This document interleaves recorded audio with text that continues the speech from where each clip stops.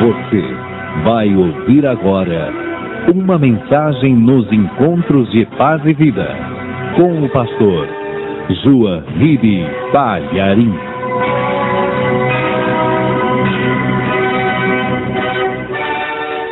Segundo livro do profeta Samuel, capítulo 15, versículo 7. Primeiro localize este texto no Antigo Testamento, ali no livro do profeta Samuel, o segundo livro de Samuel, capítulo 15, versículo 7. Achou? Muito bem, fique com o dedo marcando este local do livro. Agora, lá no Novo Testamento, já localize também Atos dos Apóstolos, capítulo 18 e o verso 18. Compreendeu? Quero que no Antigo Testamento você encontre, no segundo livro de Samuel, capítulo 15, verso 7. E quero que você deixe marcado lá o capítulo 15 do segundo livro de Samuel. E abra também no Novo Testamento, Atos dos Apóstolos, capítulo 18, versículo 18. Você vai agora trabalhar estes dois textos, estes dois locais. Um no Antigo Testamento e outro no Novo Testamento. E nós vamos ver primeiro ali, no segundo livro de Samuel, capítulo 15, verso 7, escrito o seguinte: E aconteceu, pois, ao cabo de 40 anos, que Absalão disse ao rei: Deixa-me ir pagar em Hebrom o meu voto que votei ao Senhor. Porque morando eu em Jesur, na Síria, votou o teu servo um voto dizendo: Se o Senhor outra vez me fizer tornar a Jerusalém, servirei ao Senhor. Agora, Atos, capítulo 18, verso 18. E Paulo, ficando ainda ali muitos dias, despediu-se dos irmãos e dali navegou para a Síria, e com ele Priscila e Áquila, tendo rapado a cabeça em Secreia, porque tinha voto. Amém, igreja? Entre a primeira leitura e a segunda leitura, entre o segundo livro de Crônicas, capítulo 15, e Atos dos Apóstolos, capítulo 18, há uma distância de 1000 anos. Quando você fez assim com a mão e virou a página indo para o Novo Testamento, você viajou 1000 anos para frente. Paulo fez um voto igual ao de Absalão. E Absalão fez o voto conforme nós lemos ali. Então, o que você está vendo logo de cara? O que você está vendo logo de cara? Que o voto existia na igreja primitiva, e o apóstolo Paulo, que era cristão como nós, servo do Deus Altíssimo, fazia voto. Amém? E ali está dizendo que ele rapou a cabeça por causa de um voto que ele havia feito na Síria. Então, existia voto na igreja primitiva, voto no Novo Testamento. Nós vamos ver isso um pouco mais profundamente daqui a pouco. E vamos ver a diferença entre o voto de Absalão e o voto de Paulo. Porque os dois fizeram o mesmo voto. Absalão, aquele voto que ele fez, também é para rapar a cabeça. E o voto de Paulo, ele já rapou a cabeça. Nós vamos ver a diferença entre estes dois votos, que na verdade é o mesmo voto, apesar de ter 1000 anos de distância. É o voto de Nazireu. Você vai aprender o que é o voto de Nazireu. E você vai ver qual a diferença entre o voto de Absalão e o voto de Paulo, apesar de ambos terem feito o mesmo voto de Nazireu. Você crê na palavra de Deus? Então desocupe as tuas mãos e faça todo o possível para dar a melhor salva de palmas para a palavra de Deus. Eu não acho que essa é a melhor. Melhorou um pouquinho, mas eu acho que dá para ficar melhor ainda. Eu acho que Deus merece a melhor que você pode dar. Deus só aceita o melhor. Então aplaude mais ainda e diga glória a Deus. Quando você glorifica, suas palmas melhoram. Então que tal você começar a dar glória, glória, glória, abrir a tua boca e dizer glória, glória, glória e aplaudir mesmo. Não tenha vergonha não de quem está ao teu lado. Não se importe com quem está ao teu lado, se importe em quem está na tua frente, naquele que é grande e poderoso. É para Ele que você está aplaudindo, é a Ele que você está glorificando. Então solta a tua voz e com toda a força da tua alma, do teu coração, aplaude, aplaude, aplaude. Salmo 47, verso 1 diz: aplaudi a Deus com as mãos e cantai ao Senhor com voz de triunfo. Então aplaude e canta, aplaude e glorifica. Senhor Deus, recebe o louvor da tua igreja, recebe, meu Deus, o aplauso do teu povo, e enquanto este louvor sobe, faz descer a tua virtude, o teu poder neste lugar, e fala a cada vida aqui nesta igreja, fala com quem vai ouvir pelo rádio, e que a tua palavra vá e produza o resultado para o qual está sendo mandada, em nome do Senhor Jesus. Amém. Amém. Você se exauriu nesta hora de bater palmas e glorificar? Pastor, me exauri, aplaudi tanto que estressei, aplaudi tanto que me faltou forças, glorifiquei tanto que me faltou o fôlego. Aconteceu isso? Então amarás o Senhor teu Deus com todo o teu coração, com todas as tuas forças, com toda a tua alma e com todo o teu entendimento. Então muito bem, você adorou a Deus, mas eu sei que Ele merece mais uma salva de palmas igual a essa. Isso, vamos nos exaurir na presença de Deus. Vamos ficar sem forças diante de Deus para que o poder de Deus opere. Vamos ficar sem fôlego diante de Deus para que seja o sopro do Espírito Santo que mova o nosso pulmão agora. Oh glória! Amém, Senhor. Poder sentar, igreja. Fala a verdade, é bom demais estar aqui, é ou não é? Puxa, como é bom. Você nem imagina, você que está chegando hoje na Paz e Vida, você vai experimentar tantas delícias neste lugar, que você vai lamentar por não ter vindo aqui antes. E uma das delícias que nós vamos experimentar agora é a palavra de Deus.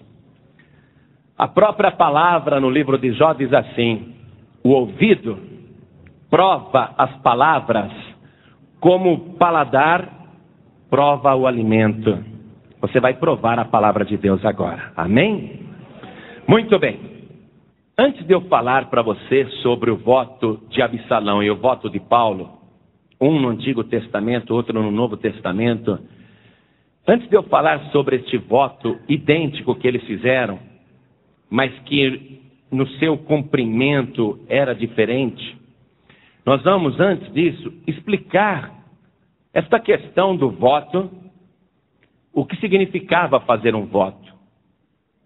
Uma pessoa, quando fazia um voto a Deus, ela se obrigava a fazer alguma coisa. Sempre que ela proferia um voto, não era para outro homem, era para o próprio Deus. Então vamos rapidamente fazer um estudo sobre voto, para que você possa alicerçar a tua fé na palavra de Deus. Números, livro de Números, capítulo 30, versículo 2. Nós vamos ver que o voto era uma coisa feita ao Senhor, onde a pessoa se obrigava a fazer alguma coisa. Quando um homem fizer voto ao Senhor ou fizer juramento, ligando a sua alma com obrigação, não violará a sua palavra, segundo tudo que saiu da sua boca fará. Então, quando uma pessoa fazia um voto ao Senhor, ele ligava a sua alma naquela obrigação. A pessoa, a partir daquele momento que votava, estava obrigada com Deus a fazer alguma coisa e não podia violar a sua palavra. Por que a pessoa não pode violar a palavra? Porque se você não tiver uma palavra firme, se você não cumprir o que você fala, a tua palavra nunca terá firmeza.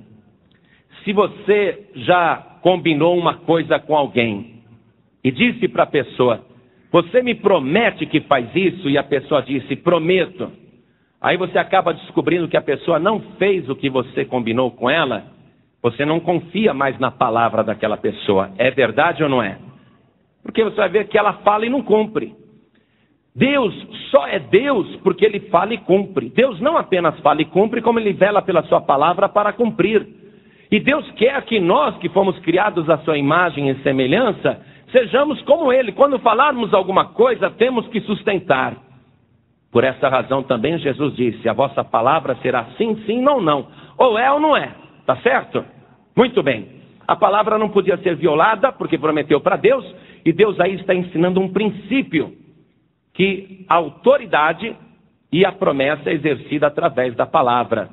Tanto de Deus para nós, como de Deus para toda a terra, para toda a humanidade, como também no nosso relacionamento com Deus e no nosso relacionamento com a humanidade. Então, muito bem, se obrigou a fazer uma coisa, o voto era isso, uma obrigação que ligava a alma e tinha que cumprir. A pessoa às vezes fazia um voto não para se obrigar a fazer algo, mas para não fazer alguma coisa. Vamos ver isso. Também no livro de Números, capítulo 6, do versículo 1 em diante, a pessoa podia fazer um voto para deixar de fazer alguma coisa. O voto então vai ao extremo. Eu vou fazer o primeiro voto, eu vou fazer um voto para obrigar a minha alma a fazer alguma coisa. Bom, mas eu também posso fazer um voto para deixar de fazer alguma coisa. E aqui em Números capítulo 6, verso 1 diz assim, e falou o Senhor a Moisés dizendo, fala aos filhos de Israel e diz-lhes, quando um homem ou mulher se tiver separado fazendo voto de Nazireu, atenção porque este é o voto que Absalão fez e o voto que Paulo fez, atenção para o voto de Nazireu. O voto de Nazireu era um voto para deixar de fazer alguma coisa. Então, quando um homem ou mulher, a mulher também podia fazer esse voto, voto de Nazireu. Quando um homem ou mulher se tiver separado fazendo voto de Nazireu para se separar para o Senhor, quer dizer, era um voto de santidade. Eu vou me separar para Deus, eu vou deixar de fazer coisas para agradar a Deus. Versículo 3. De vinho e de bebida forte se apartará. Vinagre de vinho ou vinagre de bebida forte não beberá. Nem beberá alguma beberagem de uvas, nem uvas frescas, nem secas comerás. Quer dizer, está deixando de beber, está deixando de fazer uma coisa para se santificar. Versículo 4. Todos os dias do seu nazireado não comerá de coisa alguma que se faz da vinha, desde os caroços até as cascas. Todos os dias do voto do seu nazireado, sobre a sua cabeça não passará navalha, até que se cumpram os dias que se separou para o Senhor, santo será, deixando crescer as guedelhas do cabelo da sua cabeça. Quando a pessoa fazia um voto de Nazireu, além dela deixar de comer, de beber certas bebidas, bebidas fortes principalmente, era um voto de santificação, a pessoa também por um determinado período de dias não cortaria mais o cabelo. O mínimo que a pessoa podia prometer que não iria mais cortar o cabelo seria 30 dias. Às vezes a pessoa falava, eu não vou cortar o cabelo mais durante este ano inteiro. Ela estabelecia o período que não cortava mais o cabelo. Homem e mulher não cortava mais o cabelo. E às vezes a pessoa era nazireu de ventre. Quem foi nazireu de ventre? Sansão. Sansão não podia cortar o cabelo. A força de Sansão estava naquele voto que a mãe dele fez. Ele era nazireu desde o ventre. Isto é, separado para Deus, santo para Deus desde o ventre da mãe. Qual um outro que também não podia passar a navalha na cabeça porque era nazireu desde o ventre da mãe? Samuel. Quando ela pediu ao Senhor, ela fez um voto. Não passar a navalha na sua cabeça. Então, este é o voto também de Nazireu. É o voto que Absalão fez, é o voto que Paulo fez depois. E a pessoa se separa, se santifica para Deus. Este era um dos votos mais realizados, tanto no Antigo Testamento como na igreja primitiva. Você já vai ver isso daí. Continuando a nossa leitura. Versículo 6. Todos os dias que se separar para o Senhor, não se chegará a corpo de um morto. Por seu pai, ou por sua mãe, ou por seu irmão, ou por sua irmã, por eles não se contaminará quando forem mortos. Porquanto o nazireado do seu Deus está sobre a sua cabeça. Todos os dias do seu nazireado, santo será o Senhor. Então, durante aqueles dias que ele prometeu e fez o voto de Nazireu, ele iria deixar de beber bebida forte, comer certas coisas e não rasparia mais o seu cabelo. No final, quando terminasse o período que a pessoa estabeleceu, por exemplo, Absalão, ele só cortava o cabelo uma vez por ano. Ele fazia voto todo ano. Todo ano ele deixava o cabelo crescer. Absalão cortava o cabelo uma vez por ano apenas, para cumprir o voto. E quando a pessoa ia cumprir o voto tinha que ter valor.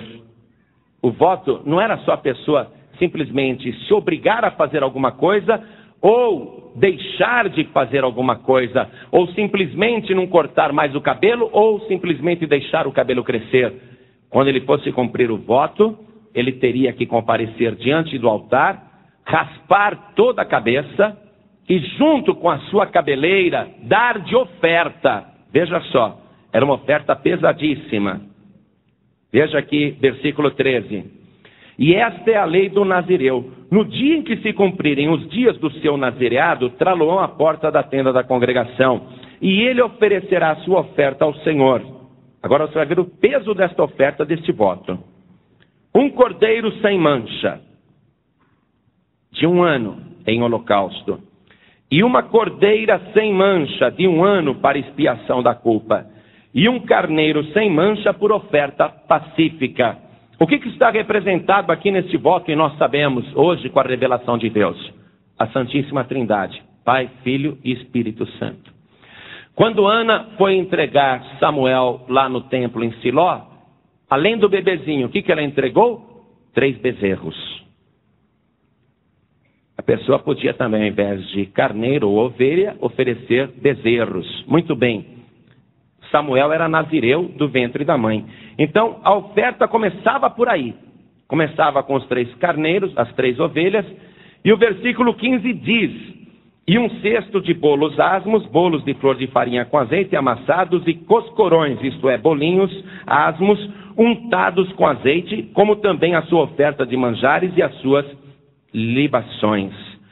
Então, Ana, quando levou Samuel, além dos 3 bezerros, entregou também 22 litros de farinha e 1 odre de vinho. Quer dizer, era um voto cumprido, um voto pesado. Tinha uma finalidade e cumprir o voto tinha custo. Note, nós lemos que Paulo fez este voto. Não havia, Paulo constantemente fazia voto e raspava a cabeça no fim daqueles dias. Paulo queria uma bênção. Então ele falava: poxa, estou querendo pregar em Filipos. Está difícil ali. Meu Deus, eu quero entrar naquela cidade, eu quero fazer a tua obra. Está difícil, eu faço um voto ao Senhor. Não vou mais cortar o cabelo. Durante 15 dias, o Senhor vai ter que abrir essa porta para mim. E eu vou fazer a minha oferta conforme o Senhor pede para o cumprimento do voto. Então Paulo fazia constantemente votos para conseguir as coisas. Versículo 18. Então o nazireu, à porta da tenda da congregação, rapará a cabeça do seu nazireado e tomará o cabelo da cabeça do seu nazireado e o porá sobre o fogo que está debaixo do sacrifício pacífico. Então, raspava a cabeça e aquele cabelo era queimado debaixo do sacrifício. Esse era o voto de Nazireu, o voto que Absalão fez e fazia sempre, de ano em ano, e o voto que Paulo no Novo Testamento também fazia sempre. Você vai ver, nós lemos Atos capítulo 18, verso 18, mas nós vamos ler um outro capítulo de Atos que mostra ele de novo fazendo voto. Então a pessoa fala: mas voto não é coisa do Novo Testamento. É sim, nós vamos provar cada vez mais que é. Era uma coisa que a pessoa prometia para Deus. E às vezes a pessoa fazia o voto, como eu expliquei aí o caso de Paulo. Os reis tinham o costume de fazer voto para vencer uma guerra, para vencer uma luta, para passar uma tribulação, uma provação, a pessoa fazia voto. Veja comigo o livro de Juízes, que antecede Samuel, é o livro que vem antes de Samuel. Em Juízes capítulo 11, versículo 30 e o 31. Houve uma guerra e Jefité fez um voto ao Senhor e disse: se totalmente deres os filhos de Amon na minha mão, aquilo que saindo da porta de minha casa me sair ao encontro, voltando eu dos filhos de Amon em paz, isto será do Senhor e oferecerei em holocausto. Quer dizer, eu vou para a guerra, posso morrer, posso perder, mas eu faço um voto para Deus. Então, para conseguir um livramento, para conseguir uma vitória, também se fazia voto.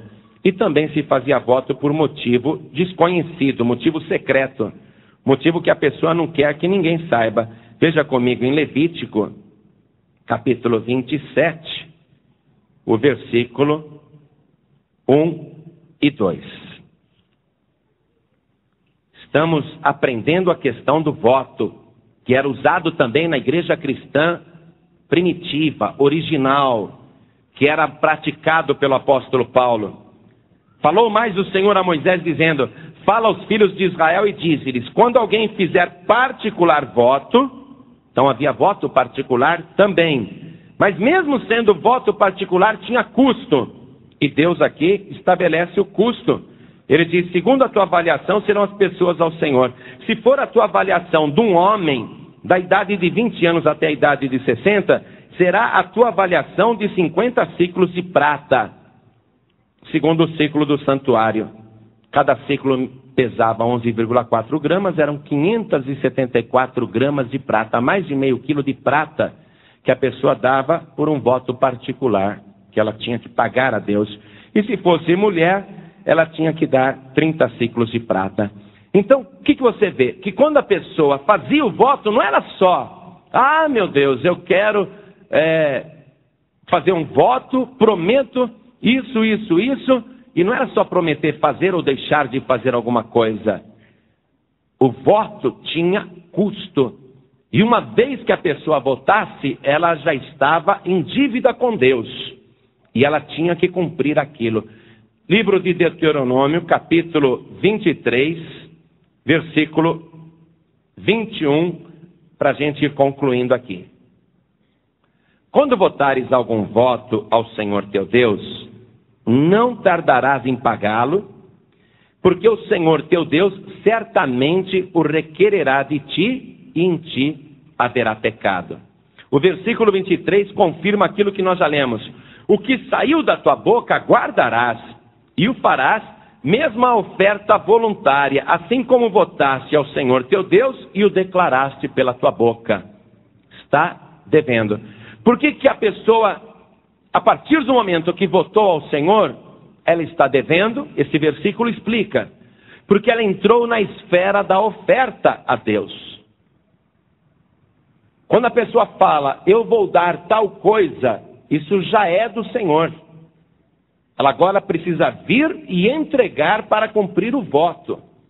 Porque a partir do momento que saiu da sua boca, você já é devedor. Porque você entrou no campo, na esfera das ofertas a Deus. E com Deus não se brinca. Veja o versículo 23. O que saiu da tua boca guardarás e o farás, mesmo a oferta voluntária.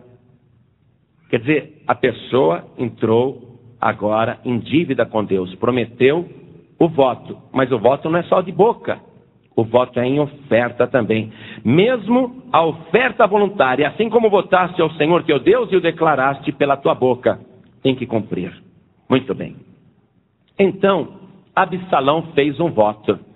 Agora você vai compreender melhor este voto de Absalão, voto de Nazireu e o voto de Paulo. Então, vamos voltar ali para o segundo livro de Samuel. Só que agora, vamos fazer o seguinte, vamos reler o capítulo 15, versículos 7 e 8, para a gente ficar bem familiarizado com a questão do voto de Absalão. E aconteceu, pois, ao cabo de 40 anos, que Absalão disse ao rei, deixa-me ir pagar em Hebrom o meu voto que votei ao Senhor, porque morando eu em Jesur, na Síria, votou o teu servo um voto dizendo, se o Senhor outra vez me fizer tornar a Jerusalém, servirei ao Senhor. Ele está querendo um voto de Nazireu, um voto de santificação, de separação, onde ele se obrigou a deixar de fazer muitas coisas, e ele está dizendo que é para servir ao Senhor. Amém? Ele está dizendo, você acreditou no Absalão? Sim ou não? Quem lendo isso daí acreditou no Absalão? Sim ou não? Absalão costumava fazer esse voto de ano em ano. Veja comigo o capítulo 14. Volta uma página, versículo 25. Olha como descreve aqui Absalão. Vamos ver que tipo de homem que ele era. Não havia, porém, em todo Israel, homem tão belo e tão aprazível como Absalão. Desde a planta do pé até a cabeça, não havia nele defeito algum.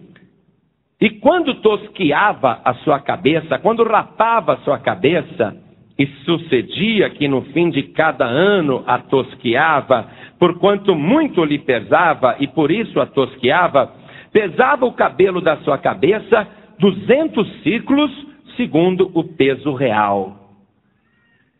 Absalão era o homem mais bonito de Israel. Não havia ninguém tão belo quanto ele. E a sua cabeleira negra era realmente uma coisa impressionante. Ele tinha um vigor tão grande no couro cabeludo, ele tinha um cabelo tão forte, uma raiz do couro cabeludo tão resistente, ele tinha fios de cabelo tão fortes, que quando dava um ano, ele não aguentava mais carregar aquele cabelo. Ele tinha que cortar, porque era muito pesado. Aí ele cumpriu o voto dele de Nazireu. Como é que ele cumpriu o voto? Ele ia lá, sacrificava 3 bezerros, um cesto de bolo asmo, e coscorões, e bolinhos, etc. E fazia aquela oferta de manjares a Deus, as libações. De ano em ano ele fazia voto. Então, quando pegavam o cabelo que raspavam, que tiravam do seu couro cabeludo, né? Ele ficava careca. Quando ele ficava careca, cortava toda aquela cabeleira. Quando pesavam o cabelo dele, disse aqui que pesava 200 ciclos. Se cada ciclo tem 11,4 gramas, então eram 2 quilos e 280 gramas. Imagina, que cabeleira que ele tinha. Era uma coisa fantástica. Só que este homem chamado Absalão, ele era o segundo filho mais velho de Davi, do rei Davi. Antes dele tem o irmão primogênito. Só que Davi casou com muitas mulheres. O rei tinha esse direito para garantir herdeiros para o trono. Casava com várias mulheres para que elas lhe dessem futuros príncipes. Esse era o costume da época. E Absalão era filho de uma mulher estrangeira que Davi se casou com ela e nasceu Absalão. E com aquela mesma mulher estrangeira nasceu também uma moça linda chamada Tamar, irmã de Absalão. Olha, se Absalão era bonito, a Bíblia diz também que Tamar era a mulher mais bonita de Israel. A irmã de Absalão era belíssima. E Davi, que também tinha outra esposa, teve com aquela esposa um filho chamado Aminon. Esse Aminon, filho de Davi, o mais velho, o primogênito, ele ficou apaixonado pela sua irmã Tamar. E ele, ao invés de falar com seu pai, olha, quero casar com ela, afinal de contas ela é só meia irmã, ela só é minha irmã por parte de pai, o senhor me daria a mão dela? Ele não. Aminon atraiu a moça, fingindo que estava doente, atraiu ela até o quarto e ali a estuprou. E depois que ele cometeu aquela loucura de estuprar a própria irmã, deu aversão. Alguns homens são assim, deseja muito uma mulher, depois que conseguiu, perde o interesse. E Aminon, o filho mais velho de Davi, depois que estuprou a própria irmã, ele sentiu aversão dela, sentiu nojo dela. Ele não queria nem que ela ficasse mais no quarto dele. Então ele falou, saia daqui, põe tua roupa e vai embora. Ela falou, mas como agora? Agora você vai ter que casar comigo. Ele falou, que casar coisa nenhuma. Chamou o criado e mandou despejar ela para fora do quarto. lançou ela no corredor. Ela ficou tão arrasada moralmente que rasgou as roupas, se cobriu de cinzas e foi chorando. E Absalão encontrou a irmã dele. O que aconteceu? E ela contou para o seu irmão Absalão: Aminon fez isto comigo. E Absalão disse para sua irmã Tamar: fica quieta, cala tua boca, ele não é teu irmão. E não disse palavra nenhuma com Aminon, nem foi tirar satisfação. E durante 2 anos ele ficou quieto. Depois de 2 anos, Absalão matou o seu meio-irmão Aminon, o que estuprou a sua irmã. Matou, e por causa disso ele teve que fugir de Israel. E foi morar na Síria, lá com a parentela da sua mãe. No mesmo palácio, porque a sua mãe era filha de um rei. Ele foi para a Síria, porque se ele ficasse em Israel ele seria morto. A lei era olho por olho, dente por dente. Então ele fugiu para lá. E o rei Davi ficou arrasado. Fizeram lá, mexeram os pauzinhos e convenceram o rei Davi, depois de 3 anos, permitir que Absalão voltasse para Jerusalém. E como Davi estava com saudade do seu filho, permitiu que seu filho retornasse, mas disse: só que ele não entra na minha presença. Ele não vem aqui no meu palácio em Jerusalém. Não quero ver o rosto do meu filho Absalão, porque ele matou o seu irmão. Então, Absalão ficou morando dentro de Jerusalém, porém fora do palácio real. Depois de 2 anos, Absalão vem e dá essa desculpa de que ele precisa ir até Hebrom para cumprir o voto. Veja, vamos simplificar aqui para o nosso tempo para você entender melhor. Na verdade, Absalão, filho de Davi, ele vivia dentro de Israel numa prisão domiciliar. Ele não podia andar por Israel e nem podia entrar no palácio do rei Davi, seu pai. Ele tinha que ficar afastado. Davi não queria ver o rosto dele. Então ele quer sair da sua casa, porque de ano em ano ele raspa o cabelo, mas dentro de casa. E ele fica falando: como é que eu vou sair dessa prisão domiciliar? Como é que eu vou ter liberdade de andar por Israel para fazer o que eu estou planejando? Absalão então entendeu que o seu pai era um homem temente a Deus e que Davi sempre cumpria os votos que prometia.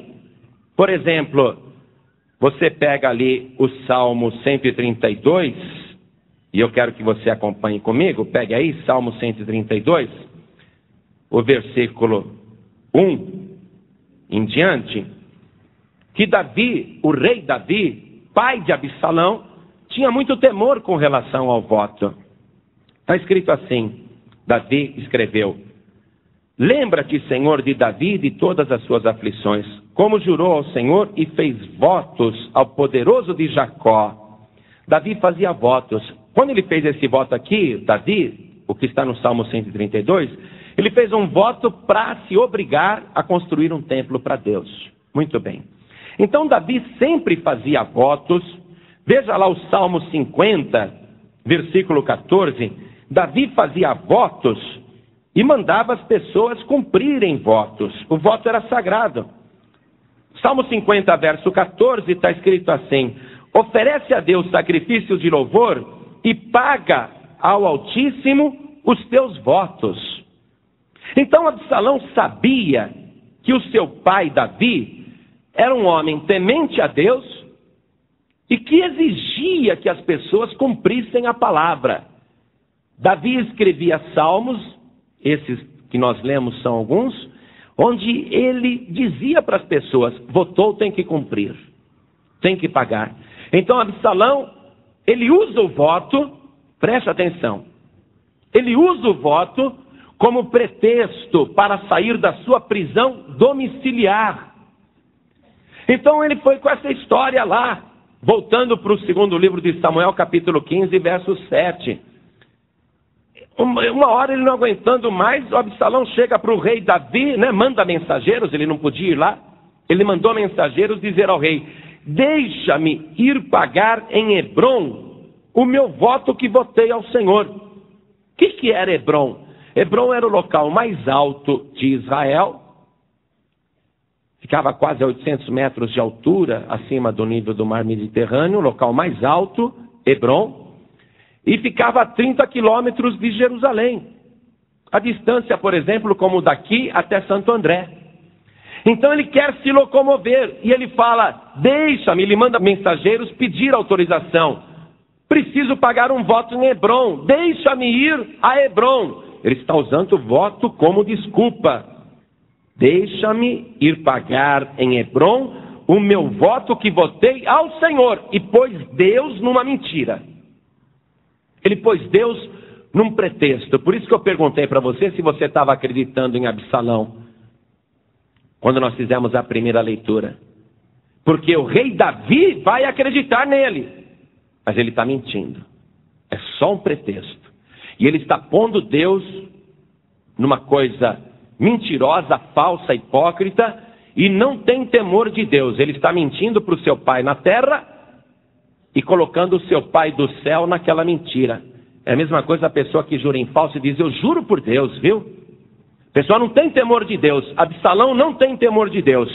Então, ele mandou mensageiros dizer esse recado ao rei Davi, porque ele sabia que Davi não iria resistir. Puxa, ele está querendo pagar um voto ao Senhor. Então ele mandou dizer: porque quando eu morava lá em Jesur, na Síria, votou o teu servo um voto dizendo: se o Senhor outra vez me fizer tornar a Jerusalém, servirei ao Senhor. Mentiroso, ele não quer servir o Senhor coisa nenhuma. Ele está querendo se servir do Senhor. Ele está querendo se servir da palavra de Deus para atingir um objetivo que só ele sabe. Então, qual a diferença do voto de Absalão e o de Paulo? Paulo, quando fez voto, era para servir ao Senhor.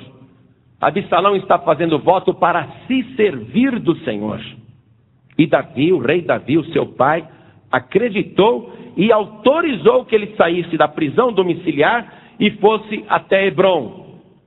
Veja o versículo 10, o que diz. Absalão saiu, foi até Hebrom, e enviou a Absalão espias por todas as tribos de Israel, dizendo: quando ouvirdes o som das trombetas, direis: Absalão reina em Hebrom. O que ele queria, na verdade? Dar um golpe de Estado. Criar dentro de Israel um governo paralelo. Ele estava traindo o seu próprio pai. Usa um voto como pretexto, porque a sua pretensão é fazer uma sedição, destronar o próprio pai.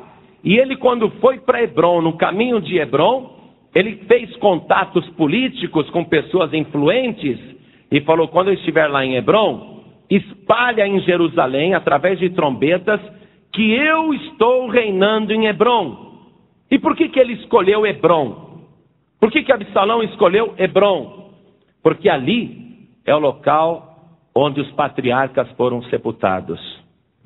Em Hebrom está sepultado Abraão, o primeiro a ser salvo pela fé, a sua esposa Sara, Abraão que comprou aquela propriedade em Hebrom para sepultar a sua mulher Sara, que morreu primeiro, depois ele mesmo foi sepultado ali, depois o seu filho Isaque foi sepultado ali, depois Rebeca foi sepultada ali, depois Jacó foi sepultado ali, depois Lia foi sepultada ali. Então, os patriarcas estão sepultados ali, em Hebrom. É um local sagrado para os judeus.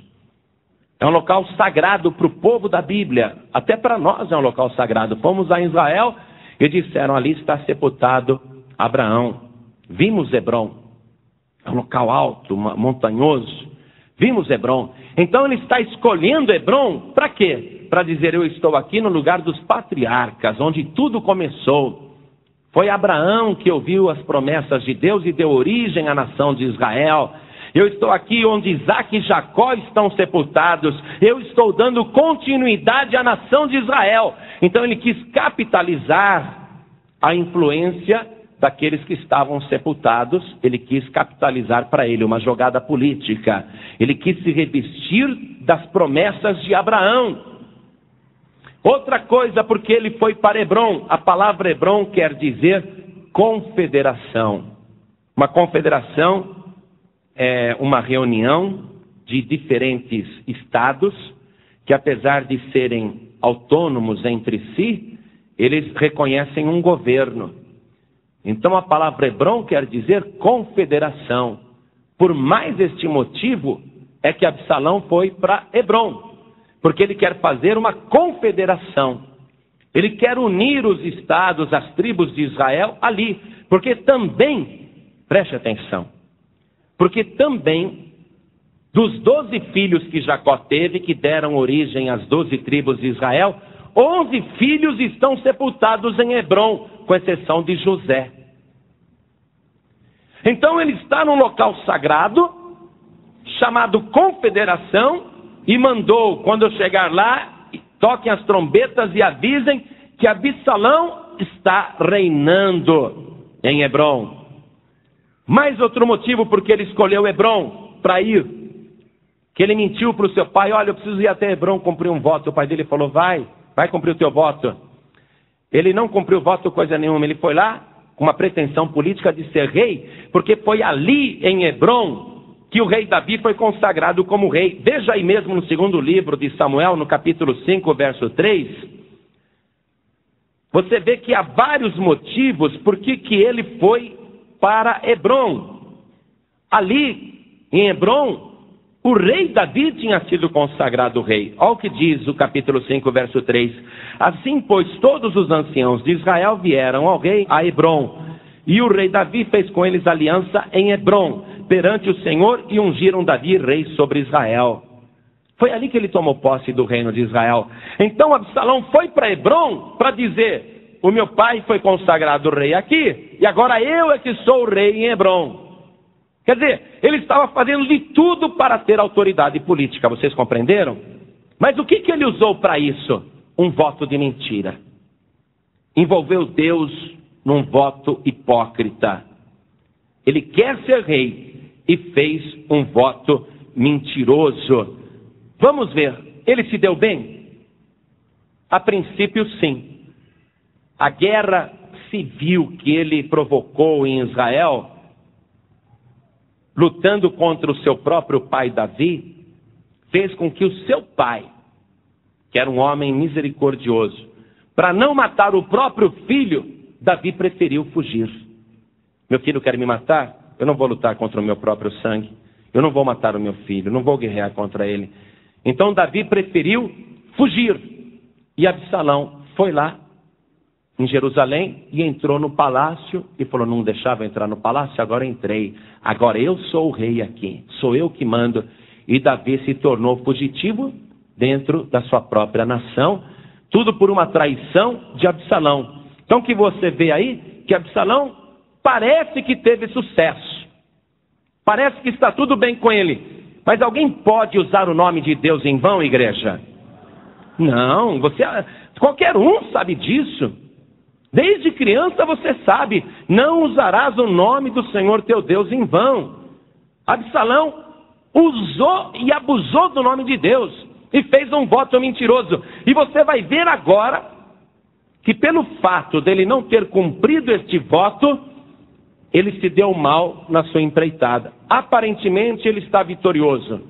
Conseguiu ir para o palácio em Jerusalém, sentou-se no trono, pôs a coroa de Davi na sua própria cabeça, e agora Absalão reina em Israel, e o pai dele é fugitivo. Aparentemente ele teve sucesso. Vamos ver o que Deus vai fazer com Absalão por não ter cumprido o voto, por não ter feito o que foi prometido. Veja comigo no capítulo 18, no versículo 9. Estamos no segundo livro de Samuel, capítulo 18, versículo 9. Eles estavam em guerra civil, mas Absalão é o rei. Davi não quer lutar contra o próprio filho, mas os generais que são leais a Davi querem reconquistar o trono para o seu rei. E os generais, não sendo parentes de Absalão, não tem nenhuma restrição para lutarem contra ele. E num dia que eles brigaram, teve uma batalha nos bosques de Efraim. Foi uma batalha tão sangrenta entre os generais de Davi, as tropas leais a Davi, contra as tropas de Absalão. Foi uma batalha tão sangrenta que diz que mais de 20 mil homens morreram naquele dia. Foi uma mortandade estúpida. E Absalão, ele foge com o seu mulo. Ele foge, ele monta em cima do seu mulo e ele vai fugir porque ele viu que aquela batalha lá, ele está perigoso até ele morrer. Então ele foge. O versículo 9 diz assim: e Absalão se encontrou com os servos de Davi. E Absalão ia montado num mulo. E entrando o mulo debaixo da espessura dos ramos de um grande carvalho, pegou-se-lhe a cabeça no carvalho e ficou pendurado entre o céu e a terra. E o mulo que estava debaixo dele passou adiante. O que aconteceu com Absalão? Ele está lá no meio da guerra, 20 mil já morreram. Ele sobe na montaria e foge, vai cavalgando. Vai cavalgando. Imagina aqui a cabeleira de Absalão. Ele está, né, o cavalo, foge. E a cabeleira dele aqui. Aquela cabeleira que ele não cortou em Hebrom. Não cumpriu o voto de Nazireu. Ele está correndo. Aí ele vai passar debaixo de um carvalho que está cheio de galhos. Aí ele abaixa a cabeça e o cabelo dele enrosca nos galhos. O mulo vai embora e ele fica. E como ele tinha um cabelo muito forte, ele ficou pendurado entre o céu e a terra, debaixo do carvalho. Veja o que diz aqui a palavra de Deus. Eu já leio, peraí. Então alguém ali, que era leal a Davi, falou para o general Joabe. Falou assim: eu vi Absalão pendurado pelos cabelos, pela cabeça, debaixo de um carvalho. E Absalão pegou o arco e flecha, foi até lá. E o Absalão ainda estava vivo. Olha o que diz o versículo 14. Joabe falou para o mensageiro: eu não vou mais perder tempo com você não. Então disse Joabe: não me demorarei assim contigo aqui. E tomou 3 dardos e traspassou com eles o coração de Absalão, estando ele ainda vivo no meio do carvalho. O que aconteceu com Absalão? Com 3 flechadas no coração, se não morrer, morreu. Por que ele ficou preso no carvalho, igreja? Porque não cumpriu o seu voto. Qual era o voto? Vai lá. Ele não falou que em Hebrom cumpriu um voto? Se ele tivesse pelo menos cumprido o voto, ele não teria morrido aqui. Você concorda, sim ou não? Porque ele ficou preso pela sua cabeleira. Se ele fosse careca, o máximo que o galho ia fazer era dar um arranhão aqui. Não é? Mas ele não ficaria preso. Ele escaparia com vida. Mas porque ele não cumpriu o voto, porque ele não teve temor de Deus, porque ele usou o nome de Deus, então olha o que aconteceu com ele. Amados, isso é para a sua meditação. O Espírito Santo está te entregando esta palavra. Você fez um voto ao Senhor. Não se brinca com Deus, não se faz votos em vão, e não se deixa de cumprir aquilo que foi prometido, porque a partir do momento que você orou e prometeu, você é devedor a Deus. Não cumprir o voto, o que acontece? Atrai desgraças. Você está querendo não servir a Deus, mas se servir de Deus. Se você promete e não cumpre, você está fazendo um voto hipócrita, igual a Absalão. O que Absalão queria? Ser rei, governar, ser poderoso, sentar no trono, pôr a coroa na cabeça, mandar. Ele queria ser rei, era um voto egoísta. Ele não queria servir a Deus. Agora vamos ver o voto de Paulo. Então Absalão não cumpriu o voto e se deu mal. Agora vamos ver lá no Novo Testamento. Vamos andar 1000 anos na frente. Vamos viajar 1000 anos para frente. E vamos agora ver o Paulo. O apóstolo Paulo. Esse Paulo que nós temos certeza absoluta que era servo de Deus. Vamos ver em outro lugar. que Paulo, junto com a igreja, vai fazer voto. Atos dos Apóstolos, capítulo 21, versículo 23. Paulo chegou a Jerusalém e encontrou vários discípulos de Jesus. Amém, igreja? Paulo chegou de viagem em Jerusalém e encontrou vários cristãos. E ele está conversando com pessoas da igreja. Veja o versículo 16. E foram também conosco alguns discípulos de Cesareia. Discípulos. E foram também conosco alguns discípulos de Cesareia, levando consigo um certo Minasson, natural de Chipre, discípulo antigo, com quem havíamos de hospedar-nos. E logo que chegamos a Jerusalém, os irmãos nos receberam de muita boa vontade. Então Paulo está em Jerusalém, no meio dos irmãos. Ele está na igreja cristã primitiva, discípulos antigos, pessoas que creem em Cristo, pessoas que servem a Cristo como nós. Eles ainda não eram chamados de cristãos, e sim de discípulos. O nome cristão veio depois. Eles são discípulos de Cristo, alguns são antigos, estão lá. Então Paulo vai se hospedar na casa de um desses irmãos, e todos os irmãos receberam a Paulo com muita boa vontade, com muita alegria. Versículo 23. Aqueles homens falam para Paulo: faze, pois, isto que te dizemos. Temos 4 varões que fizeram voto. Versículo 23 terminam aqui. Eles estão dizendo para Paulo: faze isto que te dizemos. Temos 4 varões que fizeram voto. Então, na igreja cristã primitiva, entre os discípulos, as pessoas faziam voto. Amém, igreja? Continuando.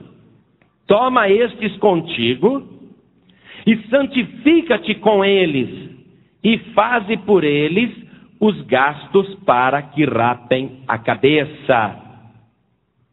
Neste momento, o que nós estamos vendo? Que para fazer o voto e raspar a cabeça, o voto de Nazireu, tem o que para cumprir o voto? Despesa. Faze por eles os gastos para que rapem a cabeça. Tinha que fazer o cumprimento do voto com uma despesa. E Paulo vai fazer agora a sua oferta, e também pelos outros 4. Ele vai ter que ter despesa por 5, porque ele está incluído aí. Amém, igreja? Que despesa que ele vai ter que fazer? Que despesa que ele vai ter que fazer para cumprir o voto? Não tem voto sem despesa. Esse negócio de cumprir voto entregando o bilhetinho para Deus, sacrifício que não custe nada, olha, tenha temor de Deus, não faça voto de Absalão, hein? Não faça voto mentiroso. Tem despesa no voto, você está vendo aqui na palavra de Deus. Toma estes consigo e santifica-te com eles, e faze por eles os gastos para que rapem a cabeça. Que gasto que é? Vai lá, livro de Números, capítulo 6. Que era o que Absalão devia ter feito. Números, capítulo 6, versículo 13 até o 15. Qual é a despesa que nós lemos? E esta é a lei do Nazireu no dia em que se cumprirem os dias do seu nazireado. Trá-lo-ão à porta da tenda da congregação, e ele oferecerá a sua oferta ao Senhor: um cordeiro sem mancha de 1 ano em holocausto, e uma cordeira sem mancha de 1 ano para expiação da culpa, e um carneiro sem mancha por oferta pacífica, e um cesto de bolos asmos, bolos de flor de farinha com azeite amassado, e coscorões asmos untados com azeite, como também a sua oferta de manjares e as suas libações. Então a oferta é pesada. O que eles têm que fazer? É voto para raspar a cabeça. Versículo 18. Então o nazireu, à porta da tenda da congregação, rapará a cabeça do seu nazireado. O que estão dizendo para Paulo fazer? Faze, pois, isto que te dizemos. Temos 4 varões que fizeram voto. Eu estou em Atos 21, versículo 23. Toma estes contigo e santifica-te com eles, e faze por eles os gastos para que rapem a cabeça. Vamos ver se Paulo fez. Vamos ver se Paulo realmente cumpriu. Versículo 26. Então Paulo, tomando consigo aqueles varões, entrou no dia seguinte no templo, já santificado com ele, anunciando já serem cumpridos os dias da purificação, e ficou ali até se oferecer em favor de cada um deles a oferta. Amém, igreja? Paulo foi cumprir o voto com a oferta, com aquela despesa, no dia seguinte. E onde ele foi cumprir o voto? No templo. E o que era aquele voto? A oferta. E ele ficou até cumprir a oferta de cada um. A despesa daquele voto foi de Paulo. Por que eu estou te ensinando isso? Em primeiro lugar, para que você aprenda que o voto é coisa séria e não é uma coisa só do Antigo Testamento, é do Novo também. Para que você tenha temor, o voto é lícito para você alcançar coisas, para você conseguir coisas. A diferença principal entre o voto de Absalão e o voto de Paulo, apesar de ambos terem feito votos de rapar a cabeça, a diferença é que Absalão não cumpriu e era um voto falso e mentiroso. Brincou com Deus, acabou mal. Ele queria ser rei, mas ele não pôs a fé em Deus, nem a esperança em Deus. Ele pôs nele mesmo, na sua inteligência, no seu ardil. E Paulo, o que Paulo pretende com este voto aqui? O que Paulo está querendo com este voto? Ele não está querendo ser rei de ninguém. Paulo não está fazendo este voto, igreja, por ele, e tendo uma despesa caríssima, financiando mais 4 varões que tinham feito voto. Paulo não está fazendo isso com a pretensão de ser rei em Jerusalém, mas que toda Jerusalém aceite Jesus Cristo como rei. Essa é a diferença do voto de Paulo e Absalão. Enquanto Absalão quer ser rei, Paulo quer que todo mundo aceite Jesus Cristo como Rei dos Reis e Senhor dos Senhores. Para que você vai fazer o teu voto? Para que Jesus seja rei, para que Jesus seja entronizado, para que Jesus seja reconhecido como rei. Outra diferença, Paulo, ele fez esse voto. Ele não recebeu coroa nenhuma, porque ele não quer ser coroado. Mas ele está cumprindo para servir a obra de Deus. Apesar de Paulo não querer ser rei, você vai ver que ele vai ser coroado. Segunda carta de Paulo a Timóteo, capítulo 4, versículo 6. Agora sim. Localizem. Paulo não fez o voto para ele ser rei, mas para Jesus ser rei. Paulo, apesar disso, ele vai ser coroado. Na carta que ele escreveu a Timóteo, ele diz assim: porque eu já estou sendo oferecido por aspersão de sacrifício, e o tempo da minha partida está próximo. Paulo aqui, ele está fazendo um voto onde a vida dele é a oferta, o sacrifício é a própria vida. Ele sabe que vai morrer. Ele pode escapar da prisão se negar Jesus, se prometer que nunca mais vai falar naquele nome. Ele escapa da prisão, ele escapa da morte. Mas ele está fazendo um voto aqui, onde a oferta pesada que ele está oferecendo, o sacrifício de Paulo, ele sabe, vai ser a sua própria vida. Porque eu já estou sendo oferecido por aspersão de sacrifício, e o tempo da minha partida está próximo. Combati o bom combate, acabei a carreira, guardei a fé. Desde agora a coroa da justiça me está guardada, a qual o Senhor, justo juiz, me dará naquele dia, e não somente a mim, mas também a todos os que amarem a sua vinda. Paulo não foi coroado em Jerusalém, mas ele sabia que seria coroado pelo Rei dos Reis e Senhor dos Senhores, que ele receberia a coroa da justiça. Ele sabe que tudo que ele fez não é em vão, e ele está dizendo: desde já a coroa da justiça me está reservada.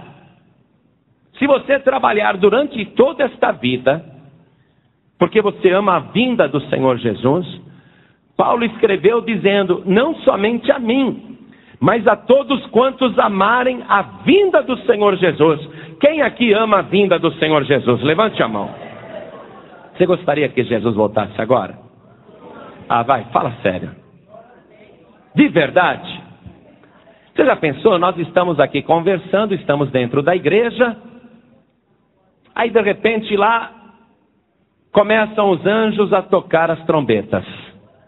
Aquele barulho. E aqui a gente vai ouvir. Essa irmã está de vestido estampado, essa daqui está de calça comprida, aquela está de blusa estampada, aquele irmão está de camiseta e calça jeans, aquele outro está de gravata e terno, aquele outro está com uma camisa branca, outro com uma camisa cinza, aquela outra está com um vestido bonito. Então, cada um de nós está vestido de um jeito. Aquela senhora está com um vestido marrom, e assim vai.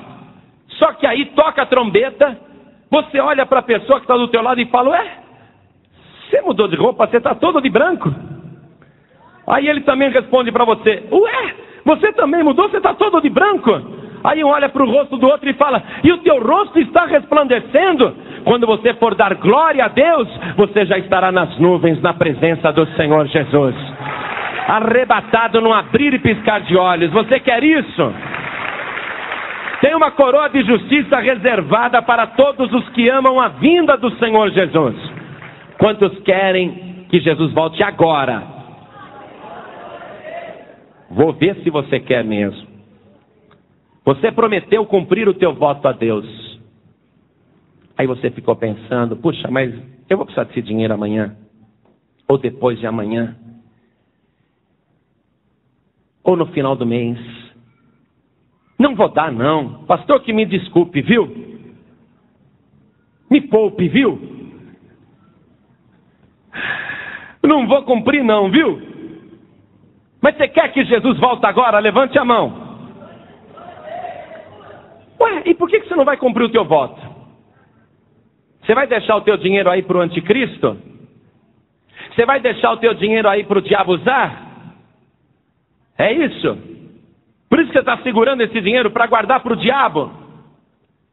Porque você quer que Jesus volte agora. Mas se você cumprir a tua palavra, cumprir o teu voto, você vai estar dizendo para toda a terra o seguinte: olha gente, volte para o Senhor Jesus, porque Jesus está voltando. Povo da terra, ouça esta palavra: Jesus Cristo está voltando para buscar a sua igreja. O teu voto vai ajudar a dizer isso em toda a terra. Você não quer ser rei não, você quer que Jesus seja rei. A pessoa que cumpre o voto, ela ama a vinda do Senhor Jesus. Amém? Se Jesus voltasse agora, esse dinheiro que está no teu bolso, ou no banco, ou na poupança, subiria. Nem essa roupa tua vai subir. Vai ficar todos esses trapos aí no chão. Você acha que você vai subir lá na glória, diante do trono do grande rei? Vai subir ali para as bodas do Cordeiro, vai estar ali diante da mesa do Senhor, preparada por Ele mesmo, todo o céu reunido te aguardando, todos os profetas que foram antes de nós, todos os justos ali reunidos, e você vai se apresentar com essa roupinha diante do Senhor? Ah, por melhor bem vestido que você esteja, e você pode até achar que eu estou bem vestido, você desculpa, isso daqui é um trapo, tudo isso vai ficar aqui no chão. Nós vamos subir com roupas brancas e resplandecentes, nós vamos estar alinhados, nós estaremos elegantes, santos, revestidos na presença de Jesus. Não vai subir o teu talão de cheque, e os mendigos da rodoviária vão fazer uma festa. Os mendigos da rodoviária vão entrar nessa igreja aqui. Se Jesus voltar agora, vai ficar tudo: luz acesa e cadeiras vazias, microfone, pumba, jogada no chão. Não tem mais nada aqui. Espero que não tenha mais ninguém, hein? Já pensou você ficar que nem um tonto sozinho? Ué, cadê o pessoal? Não é para ficar ninguém. Imagina a igreja deserta, todas essas luzes acesas. Os ímpios vão passar lá na rua e falar: mas 1h da manhã, esse monte de luz acesa, todo esse monte de equipamento aí, e olha quanta roupa, quanto sapato. Nós vamos resolver o problema dos mendigos aqui da rodoviária. É verdade, eles vão fazer a festa Rapaz, que sapato bonito, o mendigo vai adorar. Você já pensou esse paletó e essa gravata, essa camisa aqui? Vestindo um mendigo? Pô, eles vão fazer a festa. Opa, o pastor deixou até o talão de cheque. Amados, cumpra o teu voto a Deus. Você ama a vinda do Senhor Jesus? Então vamos cumprir aquilo que nós prometemos, porque nós queremos patrocinar o Evangelho nesta terra, e queremos não que somente esta igreja suba, mas até os mendigos da rodoviária subam também, até todos aqueles que passarem na porta desta igreja, têm que entrar aqui dentro, têm que ouvir esta pregação, têm que ouvir esta palavra, e têm que vir aqui na frente e se ajoelhar e receber Jesus Cristo como o único Salvador, como Filho único de Deus, como aquele que vai voltar. Você deseja isso, sim ou não? Então cumpre aquilo que você prometeu. Está compreendendo a finalidade do seu voto? Patrocinar a pregação do Evangelho na terra, porque você ama a vinda do Senhor Jesus. Paulo fez ali a maior oferta que ele podia, a sua própria vida. Muito bem. Eu quero te mostrar os benefícios para quem cumpre a sua palavra, aquilo que prometeu. Profeta Naum, capítulo 1, versículo 15. Está escrito o seguinte: eis sobre os montes os pés do que traz boas novas, do que anuncia a paz.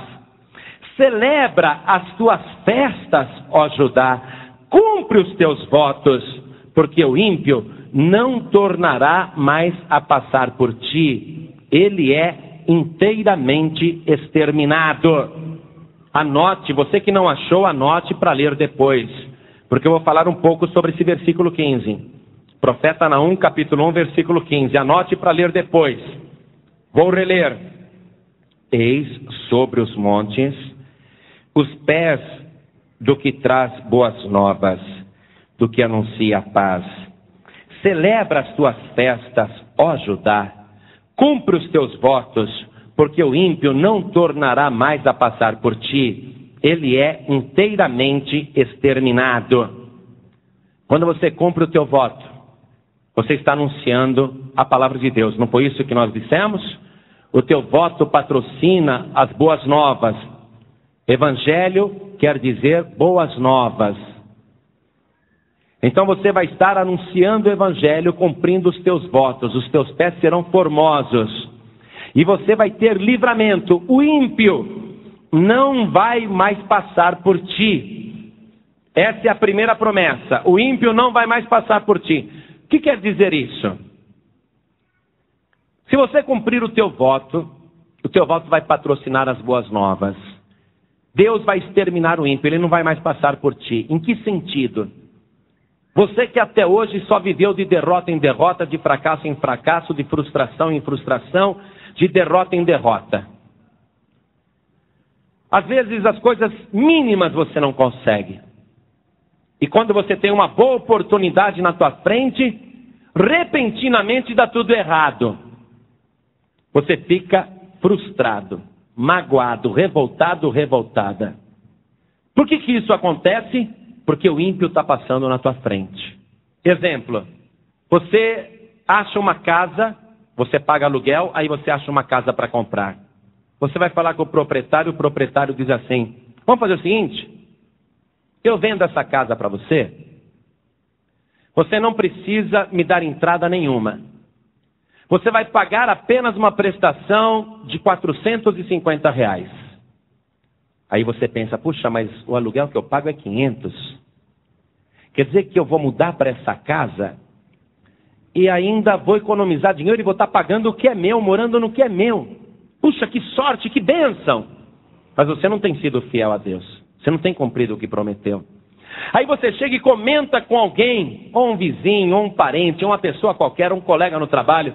Você comenta, rapaz, você não sabe o que aconteceu comigo, achei uma casa que eu vou comprar sem dar entrada, e o valor da prestação é mais barato do que o aluguel que eu pago atualmente. Aí você fala isso, está todo contente. Contou para uma pessoa que paga aluguel e que ficou com inveja de você. O ímpio passou na tua frente. O ímpio entrou naquele negócio, a inveja, isto é, liberou o ímpio. Quem é o ímpio? É aquele invejoso? Não, aquele é um coitado, fracassado. Quem é o ímpio que entrou na tua frente? Satanás. Aí você volta lá na semana que vem. Chega lá no proprietário e fala, pois é, vamos fechar o negócio então, assinar o contrato? Ô rapaz, veio outro na tua frente aqui, eu já passei a casa. Você devia ter respondido no mesmo dia, já passei para outro. Puxa, perdi aquele negócio. O que aconteceu? O ímpio, Satanás, o iníquo, passou na tua frente. Frustração. É isso que acontece quando você não é fiel a Deus, quando você não cumpre o que prometeu. A mesma coisa é o rapaz. Puxa, que moça linda. E ele comenta com um colega, eu vou pedir ela em namoro. Ah, vai lá. E outra aqui está torcendo, não vai conseguir não. Aí vai lá e tem uma conversa, né, tão agradável. Aí ele volta tudo contente. Rapaz, eu acho que vai dar certo. Agradei. Joguei uns quais ali. E agradei, viu? Aí aquele teu amigo que não arruma mulher nem pagando. Ele fica com inveja e o ímpio passa na tua frente. Aí quando você vai lá saber a resposta da moça, qual que é a tua resposta? Ela,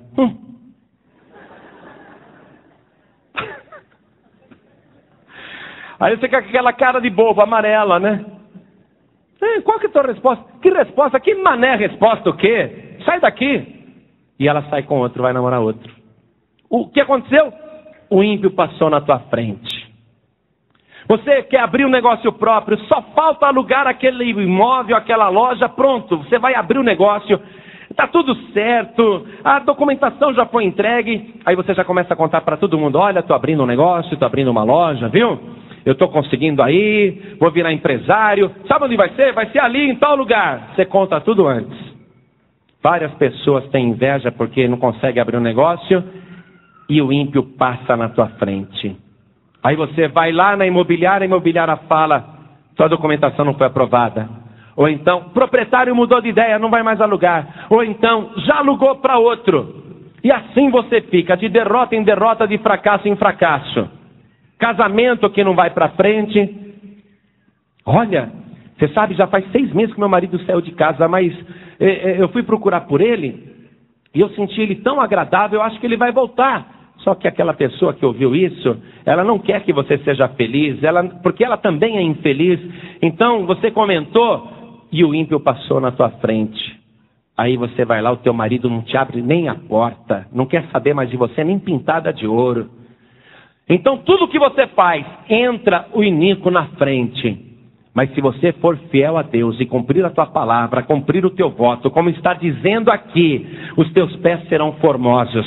Sabe o que vai acontecer? Você vai dizer para Satanás, Satanás, olha aqui os meus pés como são formosos. Ou você sai da minha frente, seu iníquo, ou eu vou passar por cima de você em nome do Senhor Jesus. Eu te atropelo, hein, demônio? Sai da minha frente, Satanás. Você vai ter autoridade, Deus vai te abençoar, o iníquo não vai passar mais na tua frente. Aí você não precisa ter medo não, se você for fiel a Deus, você não precisa ter medo. Nem de macumbeiro, nem de feiticeiro, nem de pai de santo, nem de mãe de santo, nem de gente invejosa, nem de gente maldizente. Você vai ter sucesso no que fizer, isso é bênção para quem é fiel. Vamos ver novamente no livro de Jó, capítulo 22, versículos 27 e o 28. Veja o que diz a palavra. Tu orarás a ele e ele te ouvirá, e pagarás os teus votos. Determinando tu algum negócio, ser-te-á firme. Amém, igreja? Você vai ouvir, orar e Deus vai ouvir. Mas você vai pagar o teu voto. E depois que você pagou, você determinará qualquer negócio e será firme. Por que antes você contava, olha, estou para conseguir alugar aquele imóvel lá, estou para conseguir comprar aquela casa, estou para conseguir comprar aquele carro. Você contava para os outros, por que dava errado? Porque a tua palavra era fraca. Mas agora a tua palavra foi forte, porque você cumpriu a tua palavra. A tua palavra se fortaleceu. Você orou a Deus, Ele te ouviu e você pagou o teu voto. Você cumpriu o que prometeu. Agora, quando você determina um negócio, a tua palavra é firme, porque não vai mais ser a palavra de um homem, a palavra de uma mulher, mas da tua boca vai sair a própria palavra de Deus. Você vai falar, determinar, e Deus vai dizer amém, assim seja feito. Tu orarás a Ele e Ele te ouvirá. Pagarás os teus votos. O que você determinar vai ser firme. Eu estava lá na Paz e Vida de Guarulhos, fiz a pregação, terminou a reunião, veio uma mulher falar comigo, uma profeta, uma serva de Deus, tem 1,5 metro de altura, a mulher, gordinha, velhinha, mas muito fiel a Deus mesmo. E eu comentando com ela, falei: irmã, olha, estou firme aí na campanha, hein? Estou firme também na fé, e eu vou cumprir o que eu prometi, porque eu também estou nessa. Falei para ela: eu quero arrendar uma rádio FM. Aí ela falou assim: o que, pastor? Se eu quero arrendar? Eu pensei que ela não tinha entendido. Falei: eu quero alugar uma rádio FM. Ela falou: alugar, pastor? Eu falei: não vai ser bom? Ela falou: mas que alugar o quê, pastor? Deus já não tem te falado que Ele vai te dar uma rádio, que a Paz e Vida vai ter uma rádio? Alugar coisa nenhuma, pastor.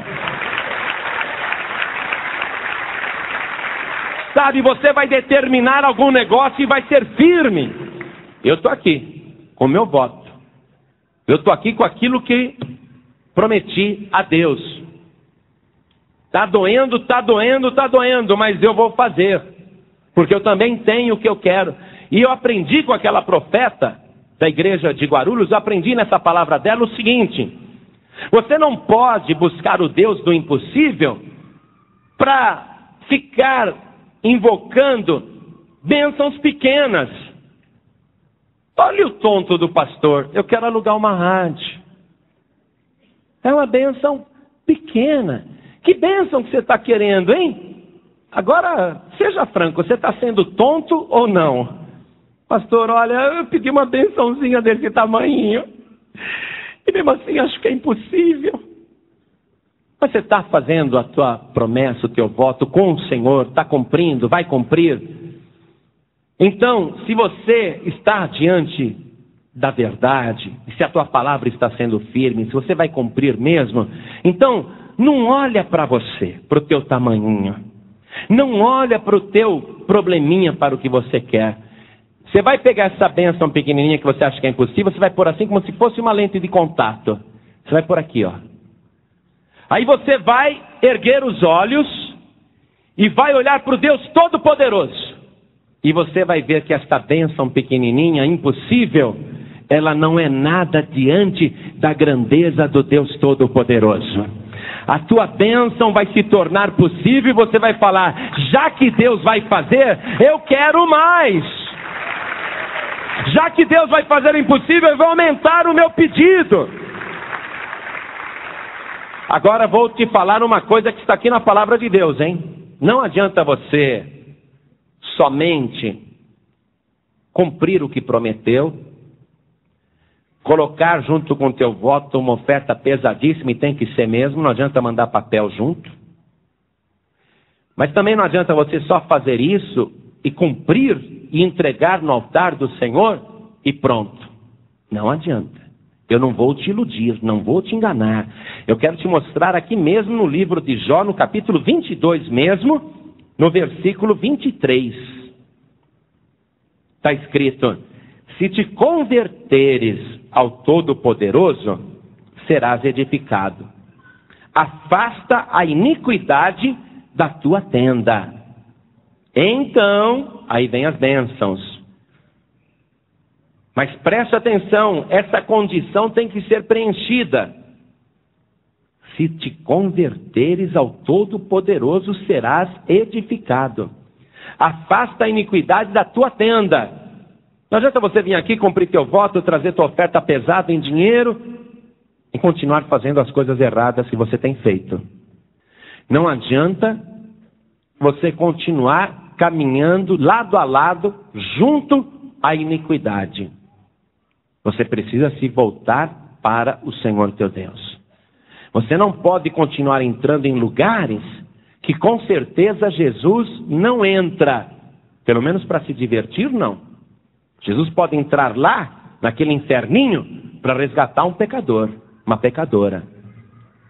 Não adianta você querer cumprir o teu voto e continuar andando por esses caminhos e indo a esses lugares que com certeza Jesus não vai, a menos que seja para buscar os que estão perdidos ali.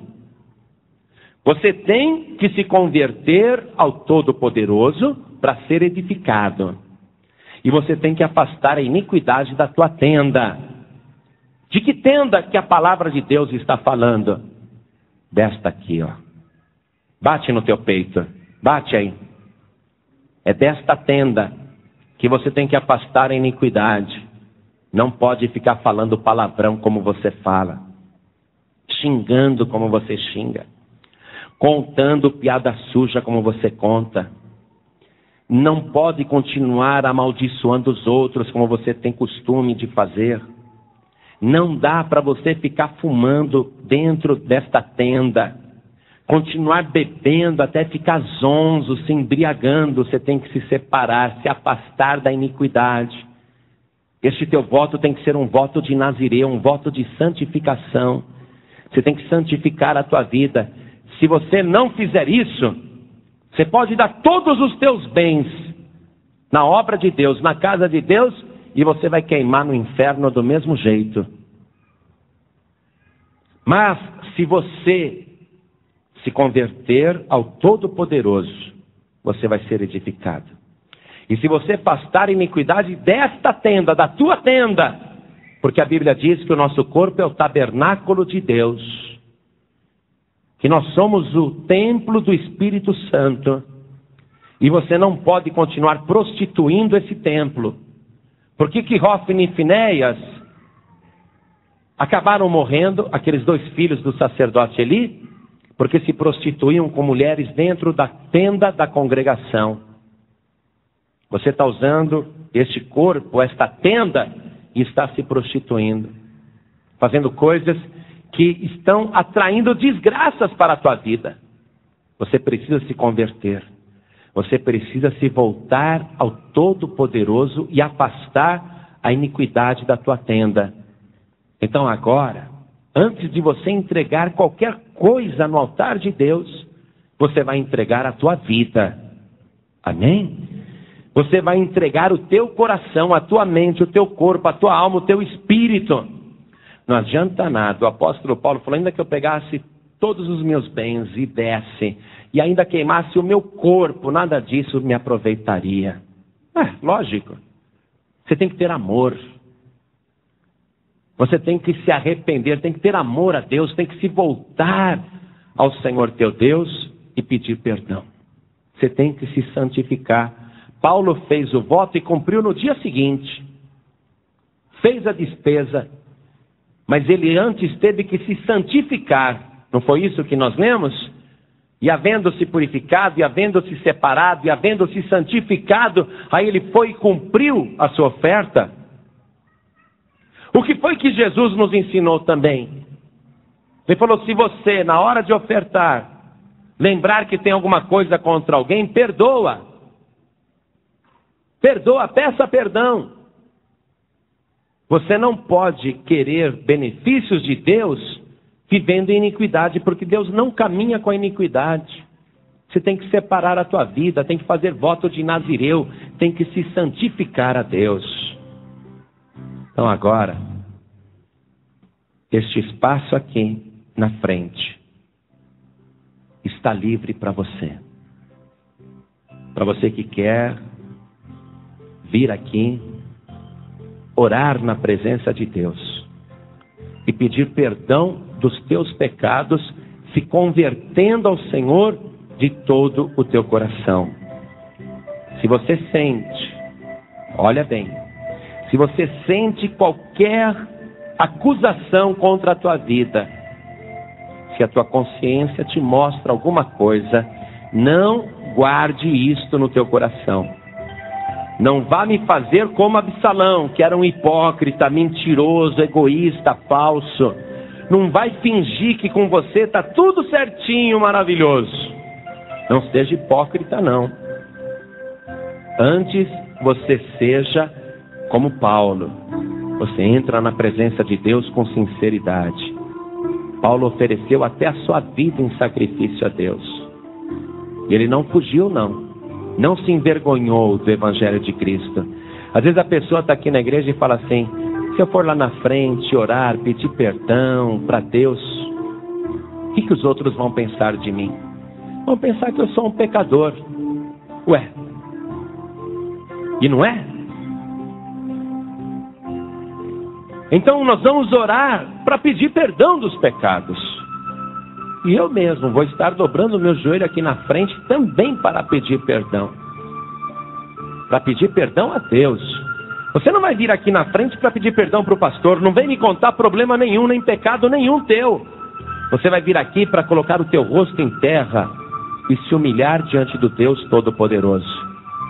Então você que sente esta necessidade, não se envergonhe não. Saia do teu lugar e vem aqui para frente em nome do Senhor Jesus. Vem e já vai chegando e dobrando o teu joelho e se rendendo aos pés do Senhor. Se você for como Absalão, o mal te espera. O teu sucesso é temporário, mas você vai ser apanhado e não haverá livramento para a tua vida. Ninguém poderá te livrar. Quem pode te livrar está aqui no altar. Não sou eu não, é o Senhor Jesus. Ele é o que pode te dar livramento e é o que pode impedir que os dardos inflamados do maligno acertem o teu coração e você morra. Absalão estava lá pendurado pela cabeleira, nos galhos do carvalho, esperneando. Você pensa que naquela hora Absalão não chamou por Deus? Lógico que ele chamou, sabendo que logo os inimigos estariam ali para matá-lo, e ele preso pela cabeleira. Você pensa que ele não clamou por socorro, não pediu para Deus? Oh Deus, tem misericórdia de mim! Oh Deus, me tira daqui! Oh Deus, me livra! Deus não livrou. Você que está pendurado, preso no pecado, você que está preso numa situação que você contribuiu para se aprisionar, você se prendeu nessa situação, não fique aí, vem aqui para frente, vamos orar, saia do teu lugar. Olha, igreja, eu sei que o povo da Paz e Vida, aqui da sede nacional, é uma bênção. Eu sei que é. Eu sei que tem muitas pessoas aqui realmente, olha, estão de parabéns. Mas me desculpe a expressão grosseira que eu vou usar. Eu volto para casa andando de 4. Se aqui nesta igreja, no meio de toda esta multidão que está aqui, só tem estas pessoas para vir à frente, chorar e se humilhar. Meu carro está lá no estacionamento, mas eu vou deixar ele ali e vou embora de 4, a pé, andando de 4, se só tem essas pessoas para pedirem perdão. Não seja como Absalão, não. O Espírito Santo está me dizendo que você tem que sair do teu lugar e tem que vir aqui para frente em nome de Jesus. Venha, porque é o Espírito de Deus que está te chamando, é a chance que Ele está te entregando. Isso. Mas não são só essas pessoas, não. Venha, venha, saia do teu lugar. Você sente que o Espírito de Deus está falando contigo? Então vai chegando. Isso, venha, venha chegando. Ainda bem que você está vindo. Não vou precisar ir embora de 4.